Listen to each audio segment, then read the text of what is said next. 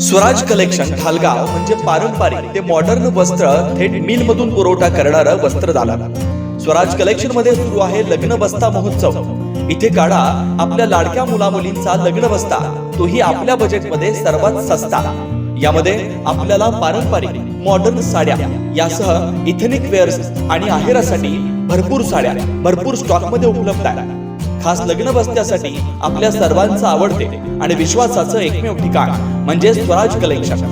वीज बोर्डाजवळ ढालेवाडी रोड, ढालगाव, तालुका कवटेमंका, जिल्हा सांगली. संपर्क 7756 046 177.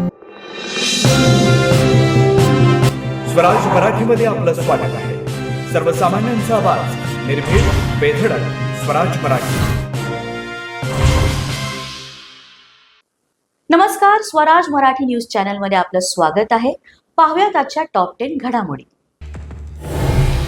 दहशतवाद्यांना कल्पनेपलीकडे शिक्षा मिळेल, पंतप्रधान मोदींची गर्जना. दहशतवाद्यांची उरली सुरली जमीन नष्ट करण्याची वेळ आल्याचा दिला इशारा.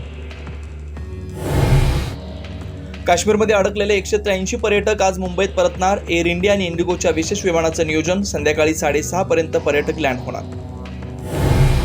आईने कव्हर केलं पण त्यांनी बाबाच्या पोटात गोळ्या घातल्या. डोंबिवलीच्या दिवंगत अतुल मोनेंच्या मुलीनं सांगितली पहलगाम हल्ल्याची हादरवणारी कहाणी.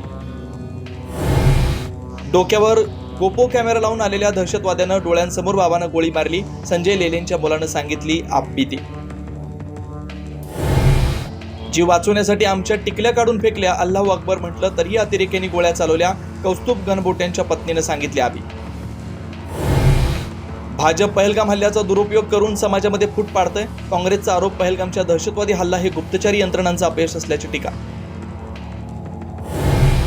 भारताने केलेल्या राजनैतिक कोंडीला प्रत्युत्तर देण्याचा पाकिस्तानचा प्रयत्न. 1972च्या शिमला करारातून बाहेर पडण्याचा विचार. पाकिस्तानच्या राष्ट्रीय सुरक्षा समितीची आज बैठक.